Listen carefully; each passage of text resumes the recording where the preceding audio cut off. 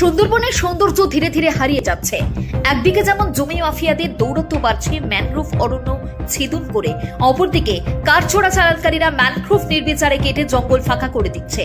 তার ফলে একদিকে যেমন সুন্দরবনের সৌন্দর্য হারিয়ে যাচ্ছে, তেমনি প্রকৃতির ভারসাম্য নষ্ট হয়ে যাচ্ছে। পাশাপাশি নদীর বাঁধ ভাঙনের প্রবণতা বেড়েই চলেছে প্রতি বছর। এই সমস্ত নানান সমস্যার কথা মাথায় রেখে রায়মণি স্মৃতি ফাউন্ডেশনের উদ্যোগে প্রত্যন্ত সুন্দর বনাঞ্চলে সন্দেশখালী ও 1 নম্বর ব্লক, 2 নম্বর ব্লক এবং হিঙ্গলগঞ্জ ব্লকের বিস্তীর্ণ এলাকা জুড়ে শুরু হলো বৃক্ষরোপণের কাজ। আজ থেকে শুরু হয়েছে এই বৃক্ষরোপণের কাজ, আগামী 10 দিন ধরে চলবে। সুন্দরী গরান, গেওয়া, গর্জন, কেওড়া সহ 16 প্রজাতির ম্যানগ্রোভ লাগানো হবে। আনুমানিক 3 লক্ষ ম্যানগ্রোভ রোপণের লক্ষ্যমাত্রা নেওয়া হয়েছে বলে জানা গেছে। রায়মণি স্মৃতি ফাউন্ডেশনের কর্ণধার তথা সুন্দরবন গবেষক অনিমেষ মণ্ডলের নেতৃত্বে এই কর্মসূচি নেওয়া হয়েছে বলে জানা গেছে। Bureau report, BNA news.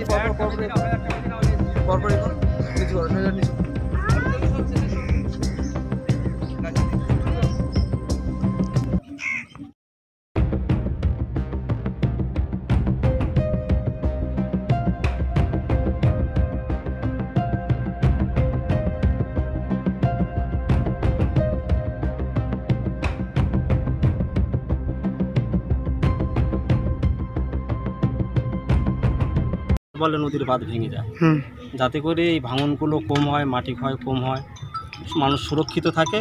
কারণে আমরা নদীর চরে চরে যেখানে জায়গা পাচ্ছি, রায়মণি স্মৃতি ফাউন্ডেশনের তরফ থেকে দাদারা তার সহযোগিতা করে গাছ লাগানোর জন্য আমরা তাদের সঙ্গে সহযোগিতা করছি। কোন নদী এটা?